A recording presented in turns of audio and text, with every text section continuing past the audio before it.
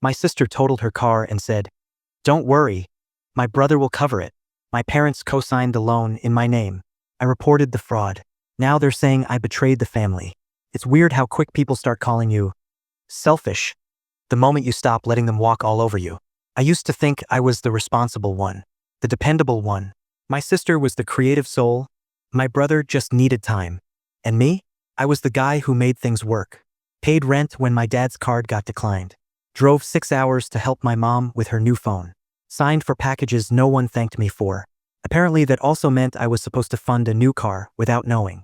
I'm 29, single, work in finance, and until this year, I still thought family meant something. And maybe that's on me. I didn't see it at first. The little comments. The way they'd make plans and just expect I'd cover things. At some point, I became the emergency credit card, not a person. This whole thing, it unraveled fast. One minute I'm getting dinner with a coworker, the next my credit score's tanking and my name's on a loan I never signed. They say it was an accident, that they thought I'd understand. But I did something this time that I've never done before. I said no. And now I'm the villain in a story I didn't write. So here it is. Everything. It started with a missed call from a number I didn't recognize. Then a voicemail from a dealership 3 states away, thanking me for my recent application. Thought it was spam. Until I saw the soft inquiry on my credit report. I opened it thinking it'd be a mistake. Nah, it was real. Auto loan. My full name. My social. Everything lined up.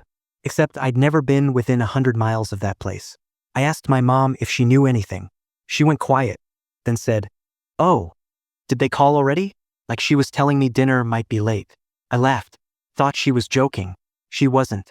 My dad jumped in with some half-baked explanation about just helping your sister out, and how we didn't think it'd be a big deal. I asked how they even had my info. He said, "You left your tax forms on the printer last Christmas." That was the moment. Not when I found the loan. Not when I saw my credit drop.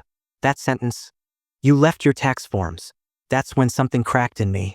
Like, oh, so this is how little I matter. Not enough to ask. Just enough to use.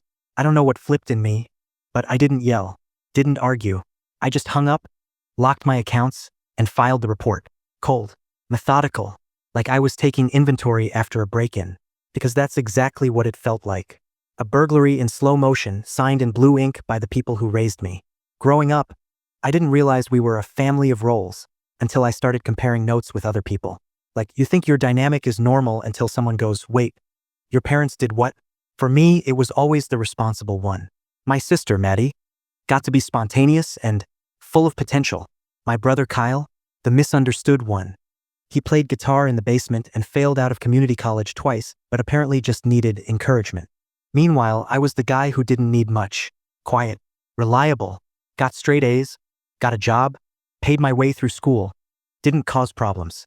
Which, in my family, basically meant no one ever asked me what I wanted. I paid rent at home after high school.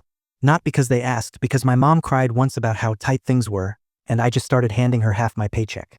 Nobody told me to stop. When my dad's car broke down, I paid for the repairs. When Maddie wanted to study photography in Italy, I co-signed the travel loan. Kyle borrowed money just until next Friday for 5 years. At one point, I had $600 in my checking account, and they still asked if I could spot Maddie gas money to drive to a concert. I remember that day so clearly. I was microwaving pasta in a plastic bowl and staring at my bank app. Just numb. But you don't notice when the line blurs, not at first. It's not like they sit you down and say, "You're our wallet now." It's death by 1,000 favors. "Can you Venmo me real quick? Can you book it on your card? I'll pay you back?" They never did. "Can you just co-sign? You've got great credit." And I did. Until I didn't. The thing is, I thought helping made me good. That being dependable meant I was worth something. That maybe, finally, someone would say thank you, not in words, but in the way they treated me. But nope. The more I gave, the less I existed. I became invisible in my own story.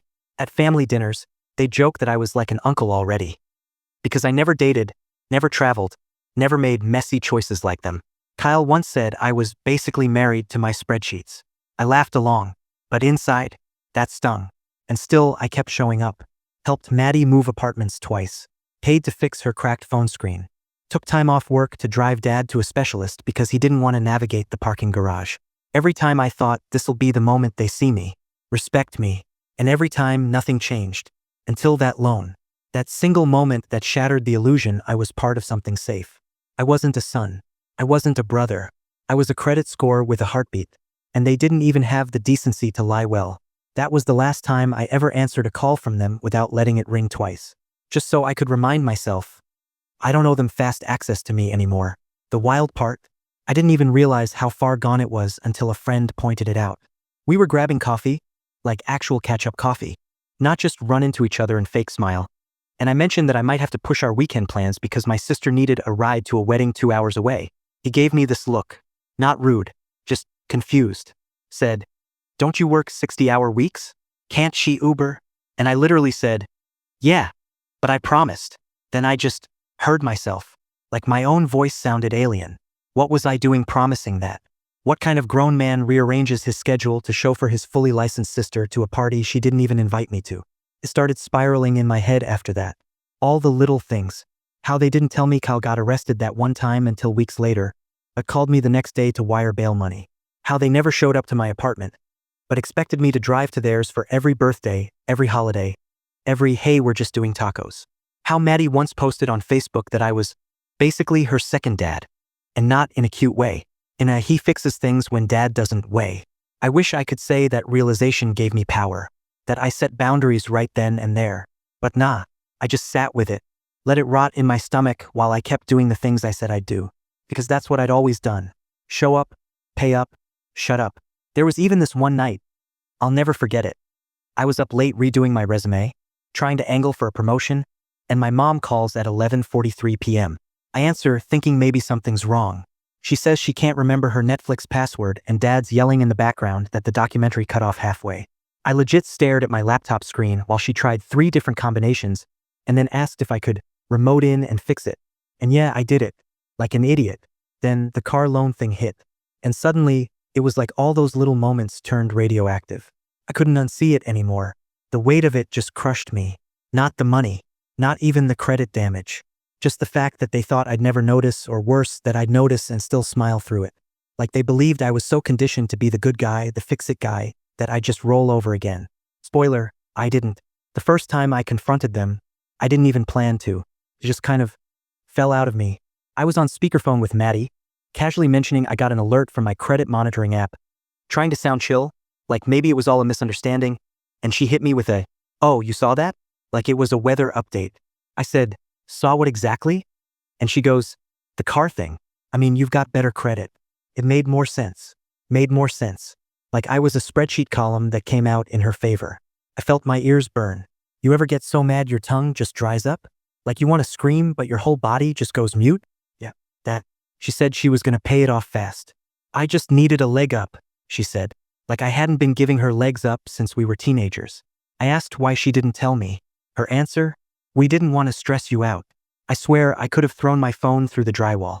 Then my dad gets on the line, because apparently this was a group project, and starts talking about how, in this family, we trust each other to do what's best. I asked if that included identity fraud. He laughed, straight up laughed, and said, "Don't be dramatic, it's just paperwork." That's when I knew. This wasn't some one-off mistake. This was the ecosystem. I was the designated mule, the emotional and financial pack animal they could load up and pretend was lucky to be included. After I hung up, I sat in my apartment in complete silence. Didn't turn on the lights. Just sat there, letting the dark wrap around me like static. It was weirdly comforting. No emails, no calls, no one asking for favors or passwords or help with Venmo. And in that silence, I made the first real decision I'd made in years.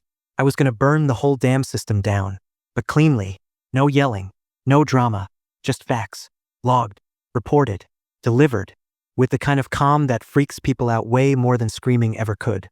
Reporting the fraud wasn't some cinematic moment. No dramatic soundtrack. No clicks end and immediate justice. It was 43 minutes of sitting on hold with a financial institution that sounded like it outsourced its empathy. I had to explain everything 3 times to a guy named Brandon who kept calling me Bud, then to a supervisor who asked if I was sure a family member didn't have my permission, and then again in an online form that froze twice. I remember thinking this is what betrayal looks like, not fire, not fists. Just digital forms and long pauses. The next day, Maddie texted a meme. A literal meme. It was some dumb quote about family means forgiveness in a sunset font. No mention of the loan. No apology. Just vibes. I didn't respond. 2 hours later, mom calls. Says she noticed some tension and wants to clear the air. I ask her directly, did you know they used my name? She goes quiet. Then says, your credit's always been a blessing. It helps everyone. I laughed. Like actually laughed, but the kind where your stomach clenches and nothing feels funny. So I did what any spreadsheet-loving over at finance guy would do. I built a timeline. Full documentation. Screenshots. Call logs. Texts. A little digital dossier that made my blood pressure spike every time I opened it. I didn't even plan to share it, I just needed to see it all laid out. To prove to myself I wasn't losing my mind. But then my job called. HR flagged a background credit check issue. Apparently my debt-to-income ratio jumped overnight. That was it. That was the snap. I sent the entire file to the credit bureau. Then to the bank. Then, out of pure spite, I posted a redacted version on Facebook, just enough detail for their friends to piece it together. Captioned it, friendly reminder, if someone offers to help with your credit, make sure you read the fine print. Cue meltdown. Maddie called 12 times in an hour. Cal sent me a voice note that started with bro, not cool, and ended with, this is why no one trusts you. My dad left a voicemail saying I was destroying the family name. I texted back, you already did. I just added receipts. 2 days later, their group chat photo changed. I wasn't in it. Like I'd been digitally excommunicated. And not gonna lie, it felt good. Not righteous. Not victorious. Just clean. Like pulling a splinter out after weeks of pretending it didn't hurt. They finally saw me as something other than useful. And for once, I was totally okay with that. A week later, the emails started. Not from my family, nah, they went silent after the Facebook post. These were from people I hadn't heard from in years. My cousin Jeremy, who once borrowed my PS4 and forgot to return it, suddenly wanted to check in. An old neighbor from our hometown sent me a long message about loyalty and not airing private matters online. I swear, the moment you stop being the doormat, everyone trips over your spine. Then came the group intervention attempt. My mom texted saying they'd set something up at Aunt Claire's house, neutral territory apparently, and that I owed them at least one honest conversation. I didn't respond. She followed up with, we made deviled eggs. Your favorite. Like eggs were gonna erase the fact that they used my identity to finance a car for someone who still owed me birthday money from 2016. But the one that really flipped the switch? Maddie's husband. Josh. A man who once asked me if avocado was a fruit. He emailed me from his work account, like corporate signature and everything, asking me to reconsider because this publicity was affecting his wife's mental health. Not the fraud. Not the betrayal. My reaction to it. I told him I'd be happy to remove the post if they paid off the loan in full and sent me a notarized statement admitting what happened. Guess what he did? Forwarded that email to my boss. Yeah. Tried to frame me as unstable. Said I was harassing the family and might need support. HR called me in for a meeting. I had to sit there with a straight face while some guy in a Patagonia vest asked if I was doing okay emotionally. That was when it got real. Because it hit me, they weren't trying to fix anything. They were trying to flip the narrative. Make me the loose cannon. The problem child. The ungrateful one. And honestly, I almost fell for it. Almost. But then I got home and saw a letter from the dealership. Missed payment warning. In my name. Again. And something inside me snapped back into place. Cold clarity. I poured a drink, sat down, and drafted one more email. This time? To my lawyer. Because if they wanted war, cool. But I wasn't showing up with memes and deviled eggs. I was coming with contracts, timestamps, and a paper trail so sharp it could slice through every oops they ever tried to hide behind. The thing about standing up to people who've always gotten away with everything? They don't panic right away. No, first they act confused. Then offended. Then they play hurt. And when none of that works, they get nasty. The day after I emailed my lawyer, my mom posted some long-winded Facebook status about forgiveness and family not being about blood, but about grace. Which sounds sweet, until you realize it was basically a subtweet in paragraph form. A digital slap wrapped in a church bulletin. Comments started rolling in. All her friends chiming in like, praying for your strength. Some people forget who raised them. And my favorite, God knows the truth, Carol. Meanwhile, I was deep in paperwork. My lawyer, actual MVP, told me we had a solid case for identity theft, and even recommended freezing my credit and flagging the dealership's financing department for negligence. We filed an affidavit. Real legal language. Felt serious, but also surreal. Like, I kept thinking, this is my actual life? Over a car? Then Maddie finally broke the silence. Texted me at 3 a.m. with a wall of crying emojis and this long paragraph about how she was spiraling and can't sleep, and how none of this was supposed to happen like this. She ended it with, you know I'm not a bad person, right? I didn't answer. Next morning, there's a voicemail from my uncle. He hasn't called me since my college graduation. Said he's disappointed. And that airing family drama makes everyone look bad. I love how I'm the one who got scammed, and yet I'm the one ruining Thanksgiving. So yeah, at this point, I'm the villain. In the group chats, in the family texts, in whatever narrative they're selling to their yoga instructors and pastor and mailman. But here's the part they didn't expect. I'm fine with that. I'll be the villain. Because for the first time, I'm not broke. Not tired. Not being stretched like a human credit card. And the funniest thing? They still thought I might come around. Like I just get it out of my system, apologize, and go back to the group thread like nothing happened. That's the thing about enablers, they're betting on your silence. They don't know what to do when you finally speak in full volume. So I turned it up. I went to the dealership myself. In person. Sat across from the finance guy and slid the paperwork across the desk. Said, "This was filed without my consent. I'm prepared to escalate this." His face dropped. He said, "You're not the sister?" I said, "Nope. I'm the one paying for her life mistakes. Not anymore." They canceled the loan that afternoon. I didn't call anyone. Didn't brag. Didn't post. I just waited. 3 days later, my dad called me. From a new number. Said he was ready to talk like men. I said, "Cool. You go first." I expected shouting. Accusations. Maybe another monologue about family duty from my dad. What I didn't expect. Silence. Not calm silence. That sharp, tight-lipped kind that screams, "We're planning something."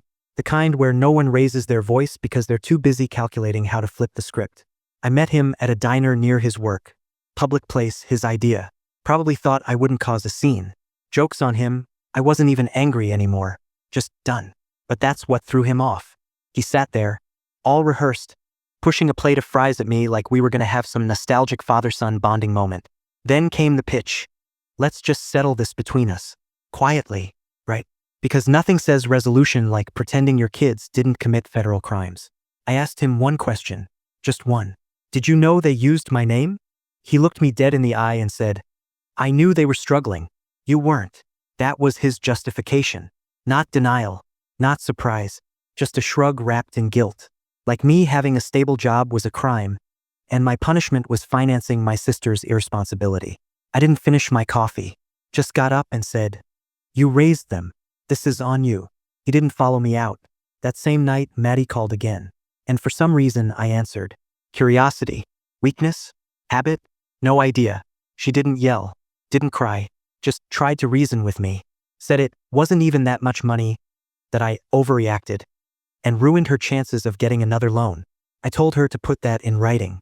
Her tone changed real fast after that. And then came the nuclear option, Mom. She showed up. At my apartment. No warning. Just rang the bell like she was dropping off cookies. She stood there with this tight little smile and a tote bag full of receipts and handwritten apology notes like we were in a teen drama. Said she wanted to fix things as a family. I let her talk. She went on about misunderstandings, stress, how we all make mistakes, and how I was too proud to forgive. I didn't interrupt once. When she was done, I opened the door wider and pointed out. Didn't say a word. She left crying. By the weekend, the smear campaign kicked in full force. Apparently, I was mentally unstable, holding grudges, and isolating myself. Classic projection. Maddie posted a vague story about being betrayed by people who should love you unconditionally. Kyle went on some rant about cancel culture in families. And Mom? She posted a photo of our old Christmas tree with the caption, "When family was still whole." They wanted sympathy, attention, control. What they didn't realize is I had already given them enough. And I wasn't giving one more thing. 2 days later, I got served. Like actual legal documents. Maddie and her husband were threatening to sue me for defamation. Said my Facebook post damaged their reputations and mental health. I laughed out loud when I read it. Not because it was funny, I mean, yeah, kind of, but because it was so on brand. Get caught, double down, and then blame the mirror for showing the cracks. I called my lawyer. He didn't even flinch. Said they won't win. They're bluffing. But we'll respond. I signed the paperwork with the same pen I used to write Maddie's college application essay years ago. Irony tastes better when it's earned.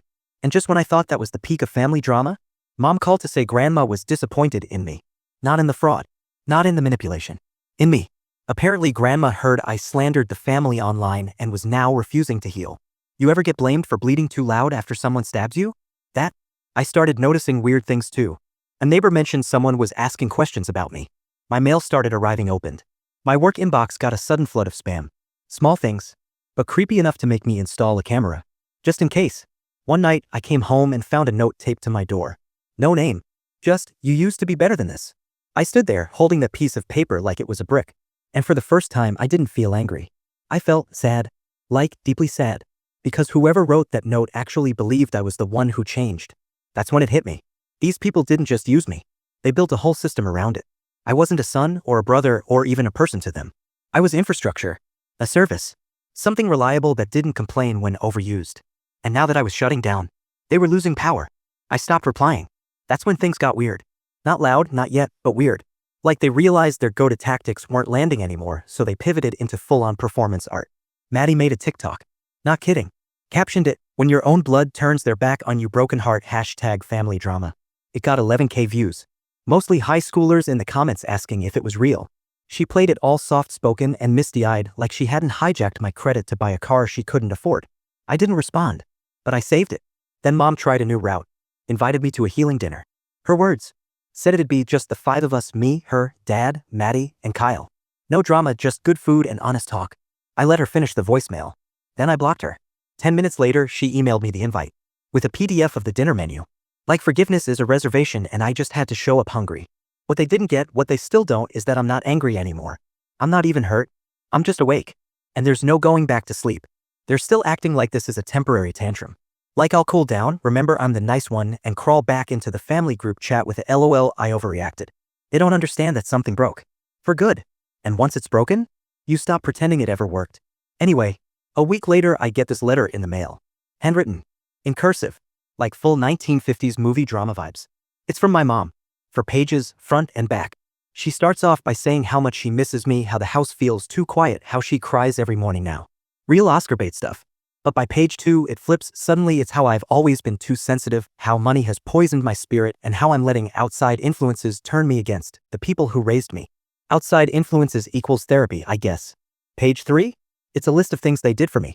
Apparently, I'm supposed to be forever grateful for letting me live in the basement rent-free that one year, never mind that I paid the utility bills and cleaned up after everyone like an unpaid house manager. There's even a line where she says, "Your sister looked up to you. That car was her lifeline. You took that away. Bro. She wrecked the car. I just refused to pretend I owed her the wreckage." Page 4 ends with this, "Jim, I hope one day you find peace and remember who your real family is." I folded it back up, poured myself a drink, and rewatched the voicemail from her where she called me a selfish snake. Just for balance. Then it got quiet again. Too quiet. Like, that kind of quiet where you know something's loading in the background. And I was right, because a few days later I get a call from HR. At my job. Apparently someone submitted an anonymous complaint that I was emotionally unstable and creating a hostile environment.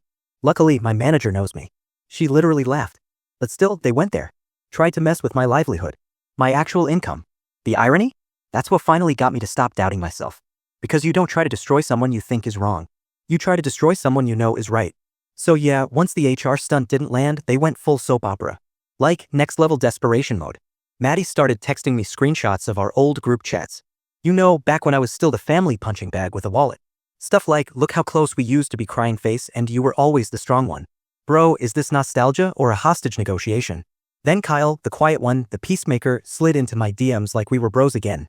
Said he was neutral, just wanted to hear both sides. I asked if he also wanted my credit score and SSN for old time's sake. Left him on read. But the real kicker? They got grandma involved. Yep. 93 and barely remembers birthdays, but somehow she's calling me with a perfect monologue about the importance of family bonds and how I brought shame to our name. I didn't even know our family had a name worth shaming. She said I broke Mom's heart. I asked if Mom mentioned who broke my identity. Anyway, after I hung up, I sat on my couch, just sat there. Still, no music, no phone. Just thinking. And it hit me, they're not trying to fix this. They're just trying to reset the roles. Like if they guilt me enough, I'll snap back into the guy who pays quietly and doesn't ask for accountability. But I'm not that guy anymore. I burned the version of me the moment I filed the fraud report. And for the first time in my life, I didn't even feel bad about it. You know what finally broke the spell?